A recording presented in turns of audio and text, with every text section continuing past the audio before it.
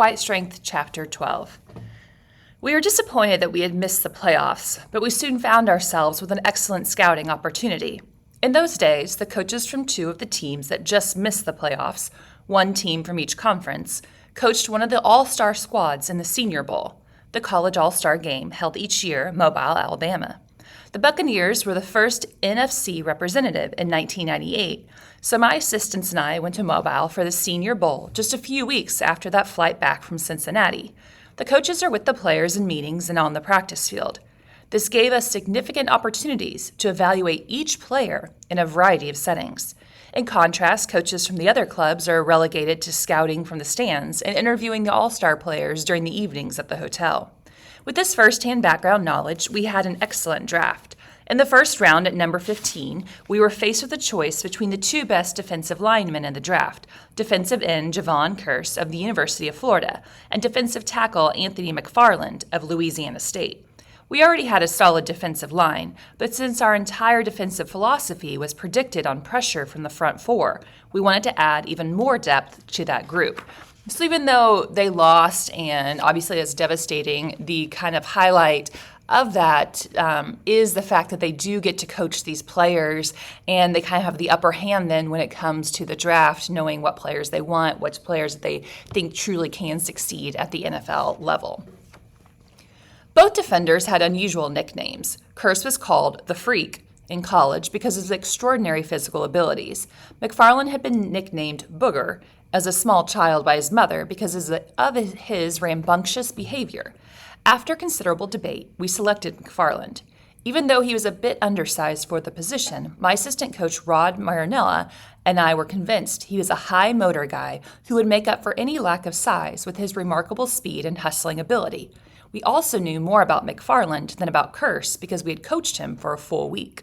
Curse was selected by the Tennessee Titans, one pick behind us at 16, and they were thrilled to get him.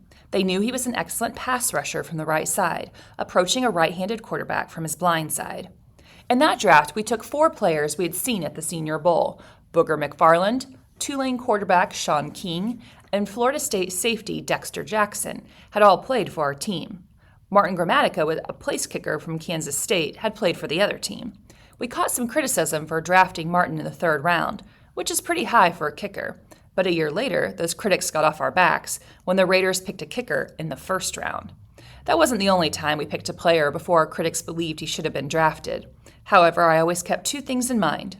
First, selecting players is obviously an inexact science, as indicated by the number of busts through the years. Players who did well in college but poorly in the pros.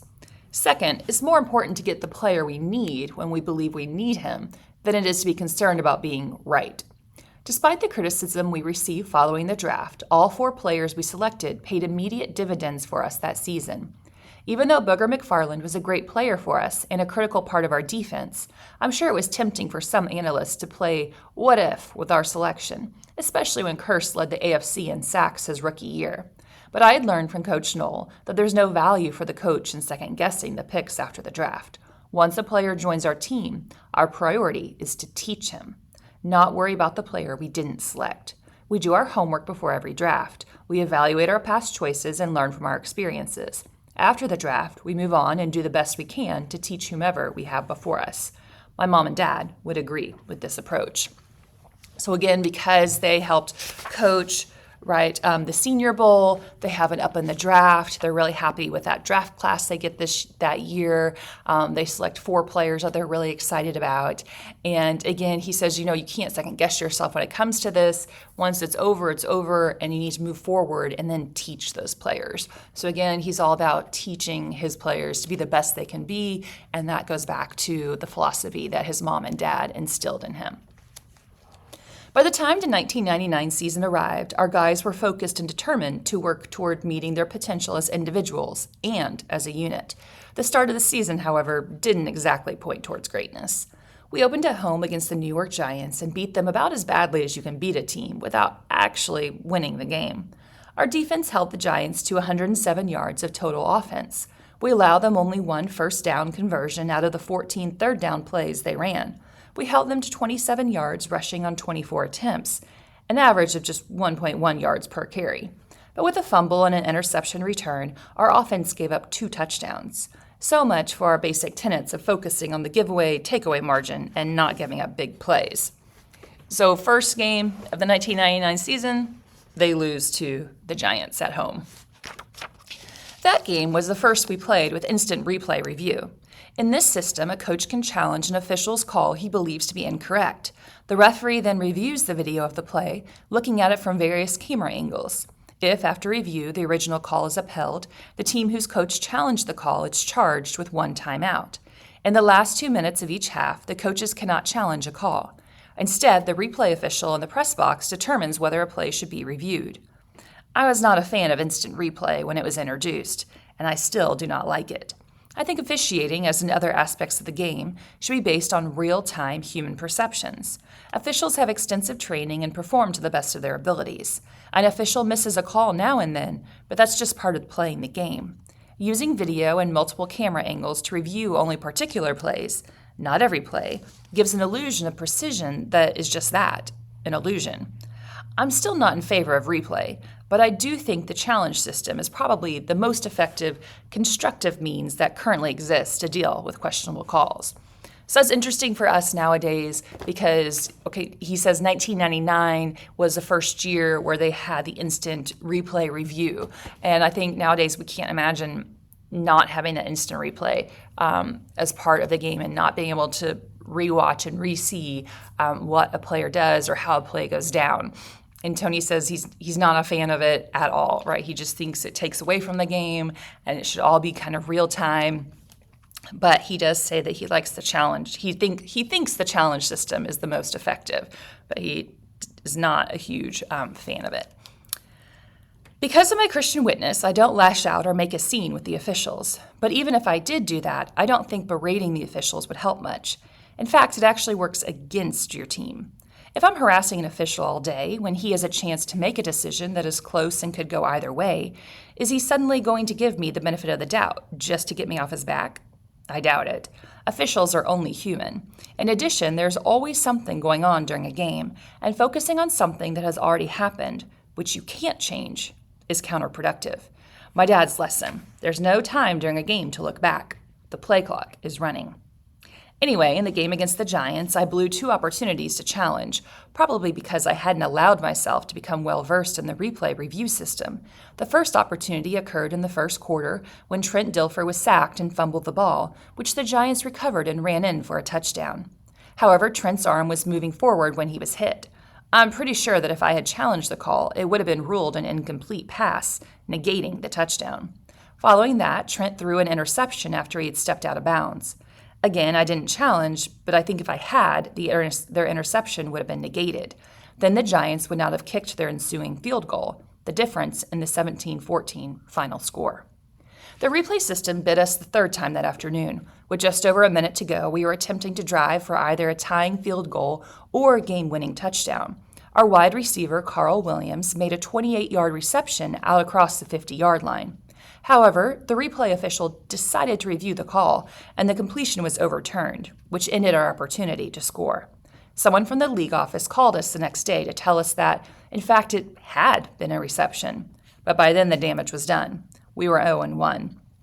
Following the game, I made some ill-advised comments to the media criticizing the officiating and replay system, and Commissioner Talboy fined me $10,000. I know I deserved the penalty for having spoken out of my frustration. When I saw the deduction from my paycheck, I could picture my dad's smile and hear him saying, "Tony, I hope venting at least made you feel better at the time." My dad never mentioned the incident to me, but I knew better, and he knew I knew better. So he's not a fan of the instant replay system, and it is a brand new system, so you have to think there is a learning curve there to get used to it. And in their very first game, he comes up with these several examples of how he probably should have used it, and it would have worked in their favor, and potentially the game could have turned out much differently for them. And then after the game, right, he's very upset. He makes some comments to the media about the instant replay system, and the commissioner ends up fining him $10,000. So Tony learns a lesson from that as well, to keep his temper in check and to really think before he speaks. Our defense had more great efforts in the 2 weeks ahead. We held Philadelphia to 5 points and Denver to 10 points, but then we went to Minnesota and Green Bay and lost both games before returning home to face Chicago. I was debating whether or not to bench Trent Dilfer in favor of our backup quarterback Eric Zier. I found myself drawing on the lessons I'd learned from Denny Green when he faced the decision of benching Rich Gannon for Sean Salisbury. I decided to stick with Trent for at least one more week. We beat the Bears 6-3, but did not score a touchdown. We were now 3-3, and I decided to make the switch at quarterback, putting Zier in to start at Detroit. When he injured his ribs, we debated whether we should go back to Trent the following week against New Orleans or use our second backup, Sean King. Since Sean was only halfway through his first season in the NFL, we decided on Trent. We beat New Orleans. Trent had begun to settle down, playing much better and with more confidence. In fact, Trent directed us on a 3-game winning streak before breaking his right clavicle against the Seahawks. He was out for the season. So in came the rookie, Sean King, in the fourth quarter. His plays helped us to put away the Seahawks 16-3. And the following weeks, Sean led us to wins against Minnesota and Detroit as well, giving us a 6-game winning streak and a 9-4 record. Despite our adversity through the first 13 games, I continued to preach to the team to simply do what we do. Play solid defense. Don't turn the ball over. Force turnovers. Don't commit penalties. Don't worry about who is injured. Just play with whom we're still got healthy. The players responded. They put us in first place in the NFC Central Division in December, a mark the Bucs hadn't held at that time of year since 1981. Sean was outstanding along the way. He didn't try to do anything spectacular. He just played solid football. He didn't turn the ball over, and he led us to win after win. Watching him, I thought back to how far we'd come as a league and assessing talent without respect to skin color. When we had evaluated Sean for the draft, our entire focus was on how well he could play within our scheme. Nobody on our staff thought twice about skin color, which was quite a shift from years ago. Sean was the 6th quarterback selected in 1999 draft. 4 of the 6, including Sean, were African American. I think we finally reached a point in the league where people have the creativity and imagination to see what a player can become, and then determine whether it's the player or the team that should adjust. For instance, Vince Young had some obviously special talents when he was at the University of Texas. The Tennessee Titans appreciated those talents and drafted him. Then their head coach, Jeff Fisher, and their offensive coordinator, Norm Chow, clearly challenged themselves as they adjusted their offense to best utilize Young's talents, even in the middle of the season. This was a significant accomplishment that benefited both the Titans and Vince Young. Shifts like these represent tremendous strides in professional football, strides towards treating people right and doing what is best for the game. So you have to think that Tony's seeing how much the NFL has changed since he himself was a player in the game. And if we go back, he always questioned why he wasn't drafted as a quarterback. Was it because he was African American? Was it because of the type of quarterback he was and the league didn't know what to do with that type of quarterback? But now he sees how much the league has changed, right? It doesn't matter your skin color. It matters how good of a player you are. And in fact, you can be all different types of players, and a lot of teams will adjust their play around you in order to succeed. And so it's bittersweet, but I also think Tony thinks it's really great how far the league has come since his days as a player. Feeling pretty good about ourselves and our possible playoff position, we headed out to Oakland with a chance to clinch a playoff spot. Unfortunately, we fell just short of a victory, just 46 points short, that is, and we lost 45-0. It was one of those games in which nothing went right. While I hated for that to happen, I was calm in the locker room after that game. I explained to the team that this was only one game out of 16. The fact that we had lost so badly didn't make the game count for any more or any less. We just needed to correct the things that went wrong and move on. And move on we did, winning our next game. That win against Green Bay was the second in our last 3 games against the Packers. We scored 20 unanswered points in the second half for a final score of 29-10. With that win, we clinched a playoff berth. Next, we headed to Chicago for a chance to win the division, ensure a home playoff game, and get a first-round bye in the playoffs. We accomplished all those things by beating the Bears. On our sideline after the game, each of us got a shirt and a hat proclaiming us the 1999 NFC Central Division champions. If only it had been below 40 degrees. Even so, being part of the first 11-win regular season in Buccaneers history was spectacular. Our first opponent in the playoffs would be the Washington Redskins, a team that had played a role in our early progress in Tampa. 2 years before, in the preseason of 1997, we had practiced against the Redskins. We were getting good work done with them, but as the practices progressed, things got a little chippy. Trash talk flowed from both sides, and our guys weren't handling it very well. At a break, I gathered our team. "Guys, they've got some talkers over there, but I don't want you to reciprocate. Just let them do their thing. Our thing is to simply play." A few minutes later, we were in a drill with their offense against our defense. Brian Mitchell, a Redskins running back, said something to our linebacker, Hardy Nickerson, and pushed him. Hardy responded in anger, and a fight ensued. I told assistant coach Monty Kiffin to get Hardy off the field and into the locker room. Even the Washington coaches were saying I shouldn't take Hardy out, since he had only been responding to Mitchell. Again, I told Monty to send him inside. When I met with Hardy after practice, he was apologetic. "Hardy, your response to a situation is always critical, but is especially critical when you're on a field as a Buck, because you're one of our captains. I don't know exactly what happened out on the field, but I do know what I told you, all of you, just minutes before about how to conduct yourselves. If I can't get the captains to respond appropriately and show leadership I expect, how is anyone else going to respond?" Hardy got the message. He apologized to the team and said he understood that in order to lead us in the right direction, he had to play with emotion but not lose his head. The next time he stepped onto the field, he went out as our leader and set the right tone for our team. I think it was important for the players to see this situation play out. Because I had been willing to send even Hardy from the field, they knew the rules applied equally to everyone. That day galvanized our growth as individuals and as a team. So the team is doing well, and they have become the 1999 NFC Central Division champions, and it says that their first opponent in the playoffs are going to be the Redskins. And then Tony kind of flashes back there to the 1997 training camp when they practiced against the Redskins.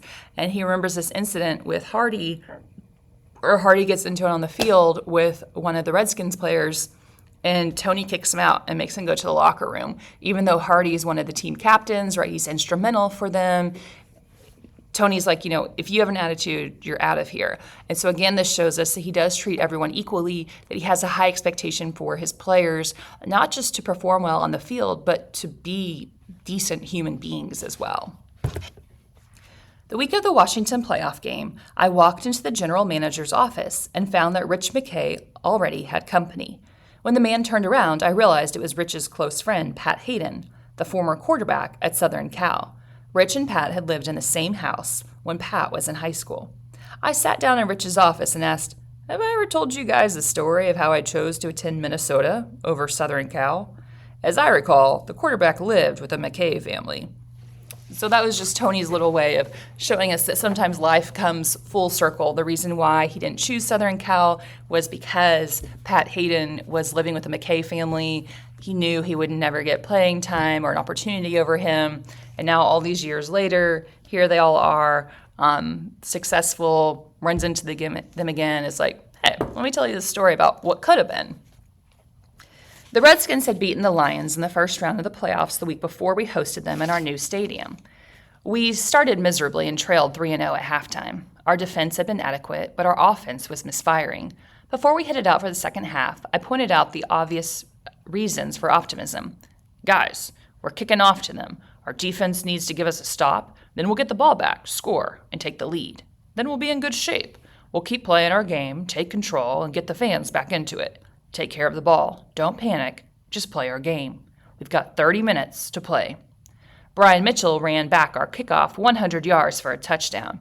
Trent then threw an interception. Washington kicked a field goal, and the score was 13-0. This was not the plan. Maybe I'd given the wrong talk at halftime. We gave the ball to the Redskins again, and they were driving. Our safety, John Lynch, stepped in front of the receiver and intercepted Brad Johnson's pass. We then drove the length of the field for a Mike Allstott touchdown. We trailed 13-7 at the end of the third quarter. 15 minutes to play. During the next few minutes, 2 fumbles aided our cause. Our defensive end, Steve White, forced Brad Johnson to fumble, and Warren Sapp recovered on Washington's 32-yard line. As we were going in to score, Sean King took the snap and fumbled on the third down, but Wark Dunn alertly grabbed the bouncing ball and ran for a first down. We went on to score a touchdown, Bucks 14, Redskins 13. Time was growing short.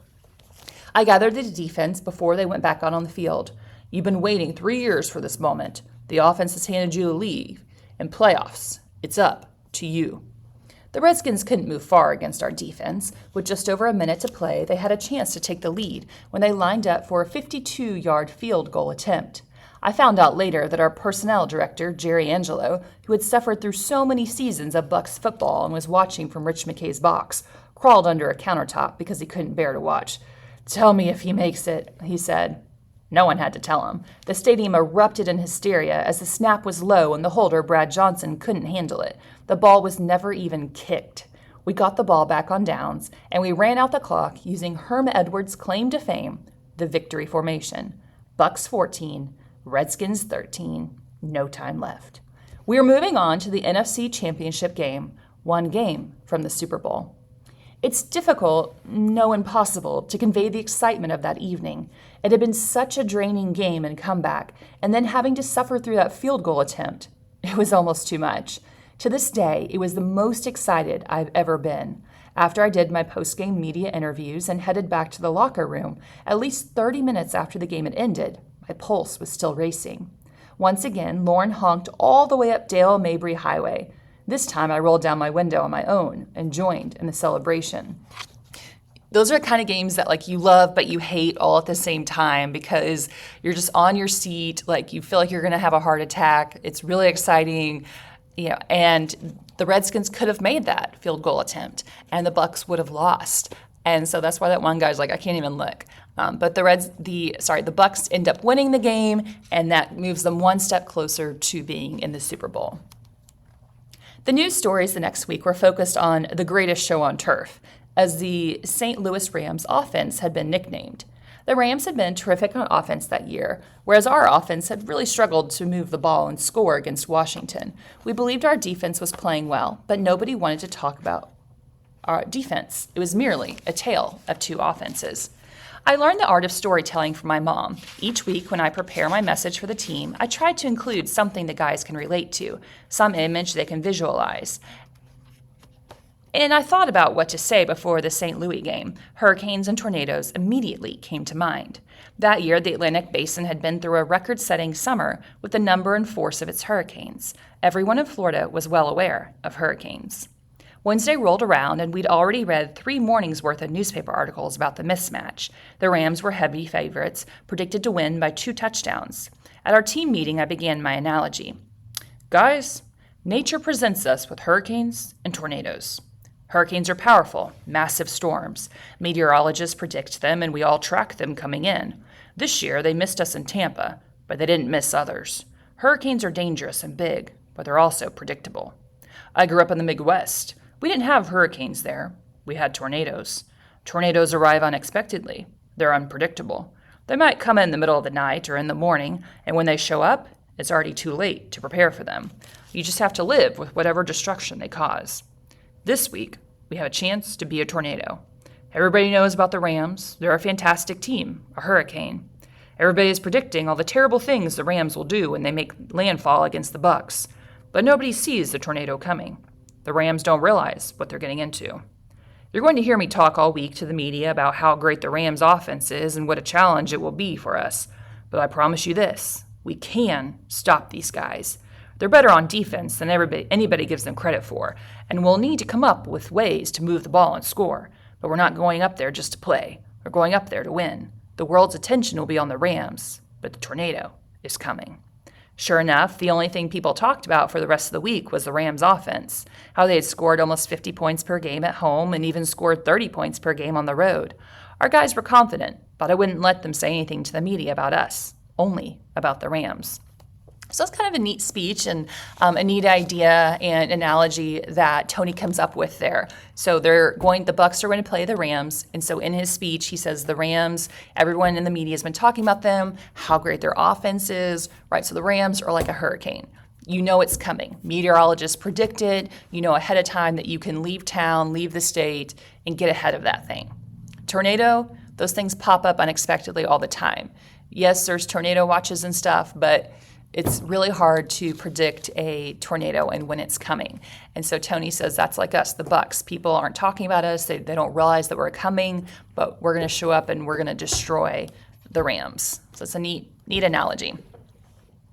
In those days, the NFL required teams to arrive 2 days before a game. Once a team arrived, the head coach and selected players headed to a press conference. We headed to St. Louis on Friday, and Trent Dilfer, John Lynch, Warren Sapp, Hardy Nickerson, Paul Gruber, Mike Allstott, and I represented the team at the press conference. I made the opening remarks, followed by the players. When it was John Lynch's turn at the podium, a reporter asked if he agreed with the Rams receiver Isaac Bruce about the Bucs' use of so much zone coverage. Bruce had said we were either afraid or unable to play man-to-man coverage. John gave me a look. He wanted to say what he really thought.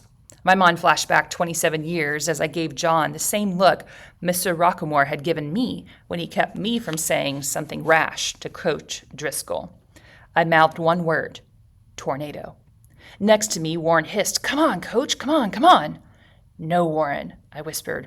"Remember what we talked about. We're the tornado. Unknown until it's too late." Our guys held back the entire press conference, saying things such as, "We're just thrilled to be here," and "the Rams will provide quite a challenge." I liked the way it was shaping up. Game day finally arrived. Early in the game, our outside linebacker, Derek Brooks, hit Rams receiver Torrey Holt so hard that he was spitting blood and had to leave the game momentarily. All of a sudden, the Rams realized a tornado was upon them. The Rams kicked a field goal in the first quarter, and we kicked one in the second.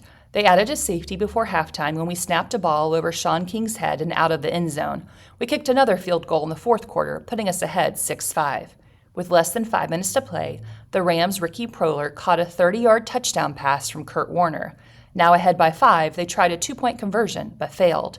We tried to put together a final drive to win the game, but after a controversial replay ruling overturned a catch, the rule was changed the next year. We were unable to pick up a first down and lost the game 11-6.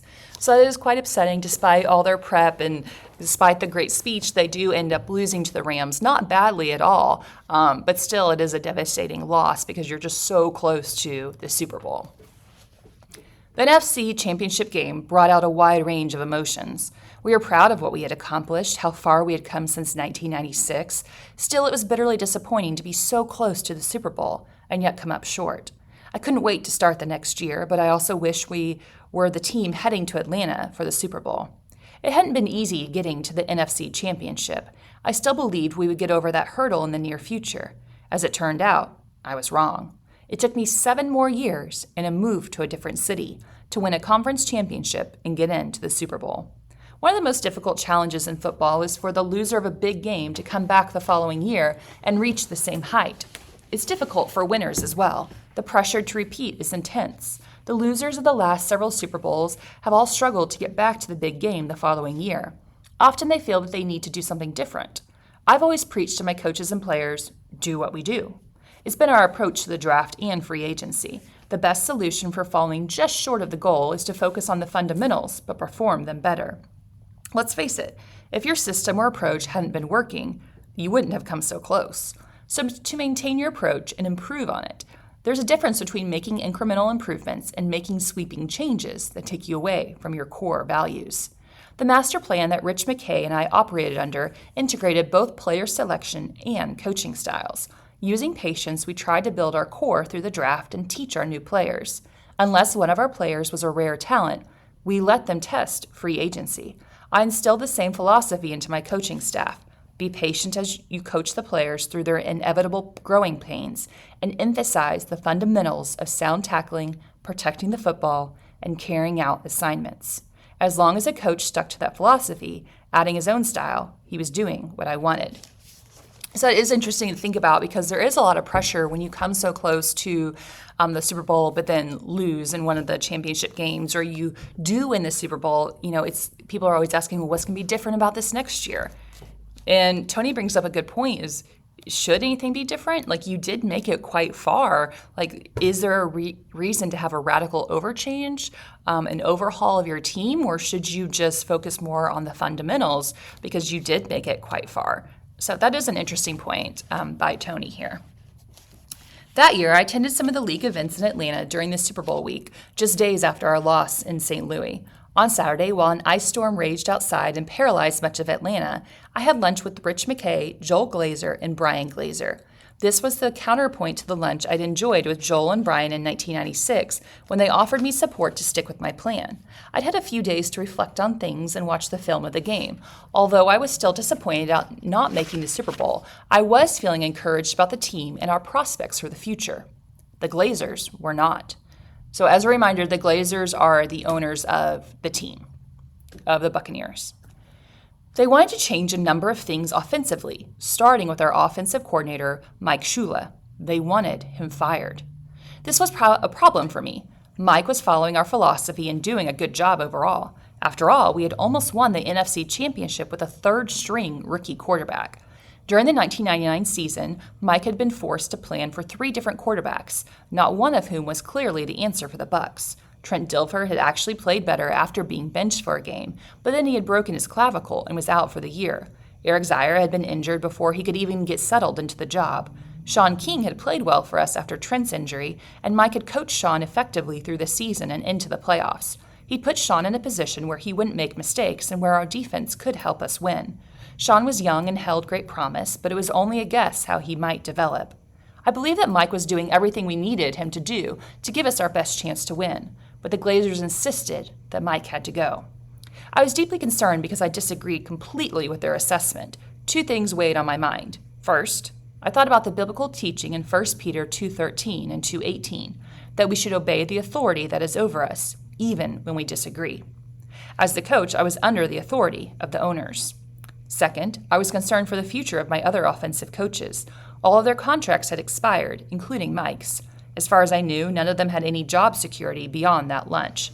So here, Tony's in quite a predicament because the owners of the Bucs, the Glazers, want him to fire the offensive coordinator, Mike Shula. And Tony does not want to do that because he knows the adversity that Mike had to face that year, for example, like with the 3 different quarterbacks, and yet the team made it quite far, so he doesn't think it's fair to Mike to fire him. But he's also struggling with the fact that the Bible does tell us that we should obey authority. And so Tony has his idea on the situation, but he's struggling with the fact that the Glazers are the owners of the team and therefore his authority, and should he follow what they say. As our meeting progressed, I reiterated that I thought we were on the right track and shouldn't make any changes. The Glazers repeated that they still wanted Mike fired. To them, it was in the best interest of the team. At the end of the lunch, I reluctantly agreed to fire Mike. After the Super Bowl, the losing coaching staff from each conference championship game flies to Hawaii to coach the Pro Bowl. Our bittersweet experience of coaching the Senior Bowl after the 1998 season seems like a luxury compared to this coaching assignment. I would much rather have coached the week before in the Super Bowl and watched the Pro Bowl on television. I flew back to Tampa after my lunch with the Glazers, packed for Hawaii, and changed my mind about firing Mike. I couldn't do it. I asked Rich what he thought would happen when I informed the Glazers about my change of heart. He didn't know. I wasn't concerned for myself. I believed that even if I were fired, I could find another job quickly. My concern was for my staff, who were no longer under contract. My contract as head coach gave me control over the selection of my staff. But if I were gone too, their protection would be gone too. Our time in Hawaii should have been a time of celebration. However, while nobody knew exactly what was going on, my assistant coaches could feel the change was in the air.